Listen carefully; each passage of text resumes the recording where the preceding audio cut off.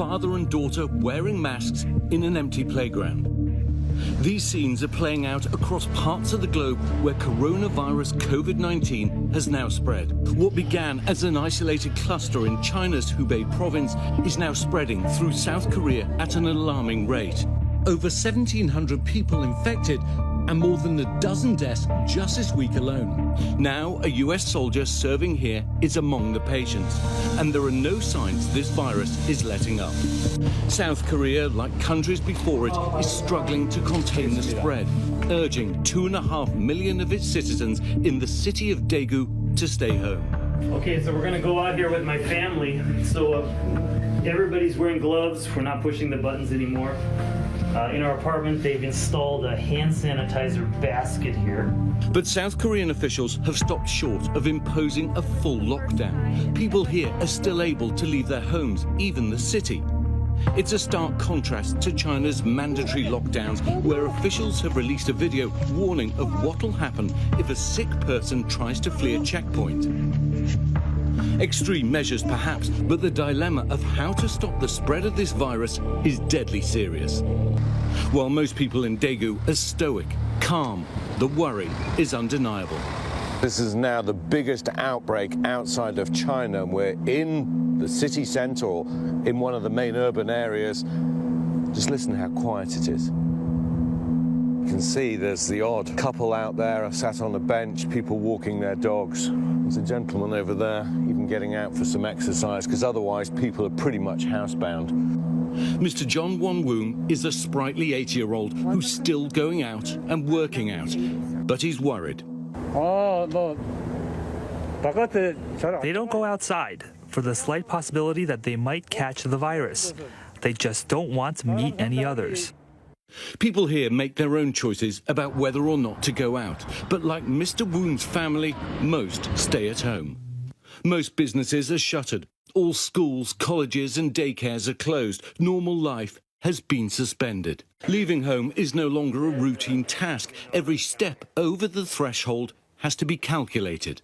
I told my wife, well, let's just go in, get what we need, quickly get out and go home. And then, of course, when we came home, wash your hands and just, be safe. We're just being careful, try to limit meeting lots of people, just being safe. The growing cluster of cases in South Korea has authorities struggling to keep up. There aren't enough doctors, not enough nurses, not enough beds, not enough equipment to care for all the sick.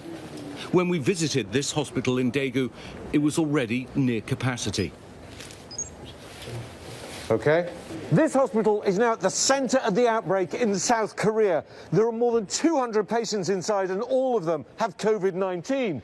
Now, over the last hour or so, we've seen a fairly regular stream of ambulances bringing more patients in. Then the process of disinfecting. This seems like an almost never-ending process, and a battle that's tough to win. The risk of death from COVID-19 appears to be greater amongst older adults with prior medical conditions. But the fear of the unknown consumes this continent. 3 weeks ago, we were in Hong Kong, where people were desperately trying to get their hands on face masks. They're being tightly rationed. If you have a look up here on the wall, it's basically telling people we've tried our best, we don't have any more masks, and that's the situation across Hong Kong. Since that trip, we've seen repeated scenes of people trying to protect themselves and their loved ones.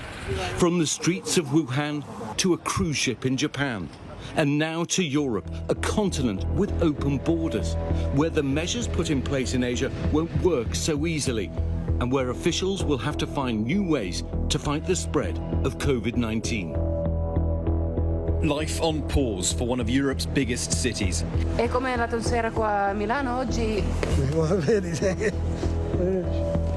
In Milan, only a scattering of tourists outside the famous cathedral, its doors only open to worshippers. So much of the city on lockdown. Italy's outbreak centred on 12 towns only 30 miles from the city centre. So Italian officials, like in Asia, taking no chances. All public spaces considered a vulnerability. Milan's university, movie theatres, gyms and libraries all closed. Milan is an industrial, but of course, massive fashion powerhouse. Brands like these are having real problems with production. So whatever the medical reality of this virus, the economic consequences around the world are huge. A washout for Fashion Week. Giorgio Armani's models walking through an empty hall. COVID-19 impacting the lives and finances of yet another city. Because of panic, the supermarkets have been cleaned out. People have gotten a little bit more aggressive. You can tell that they're worried. Even the streets are more empty. Italy taking lessons from the Chinese, cordoning off entire towns from the outside world. This is the police line. Beyond here are the 12 towns that are on lockdown. And take a look. On Google Maps, you can see every way in is blocked off. From small towns in Italy to sprawling cities in Asia, the theme is the same. While governments are not keeping people from leaving their homes quite yet, businesses are forced to shut down. It says close for the mayor's orders until, we don't know until when, actually. People stand in long lines to get supplies. Ma perché ci sono gli scaffali della pasta vuoti? Ma che cosa sta succedendo? Routines and day-to-day lives continue to be upended. 23-year-old Italian resident Rossella showed us her new reality. As you can see, there's nothing there, almost nothing there, nothing in here, and there are people wearing face masks everywhere.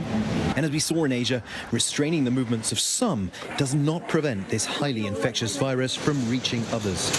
Europe's free-flowing borders make it nearly impossible to stop this from spreading. They're battling an invisible enemy. A hotel in Spain is now putting 1,000 people under quarantine after an Italian doctor and his wife tested positive. Croatia and Austria also reporting cases linked to the Italian outbreak. The international community is about to take on a new challenge as countries like Iran are accused of underreporting their cases of infected people. Watch as Iran's deputy health minister appears ill in a live broadcast. The man next to him is a government spokesman telling Iranians there's nothing to worry about. Days later, both are diagnosed with coronavirus. And efforts to battle this virus will be made even more difficult as the first person in the US contracted it without any known exposure to an infected person. With no clear idea of how to stop the spread, concern has morphed into prejudice. Asian communities in Western countries increasingly the target of racist abuse. This is Milan's Chinatown, and basically every single shop or restaurant or cafe is closed. And it is fair to say that along with the virus, a sense of anti-Asian sentiment is creeping. Incidents of racism against Asian people are on the rise throughout Europe. While the vast majority of cases are in China, wherever people go, the virus follows.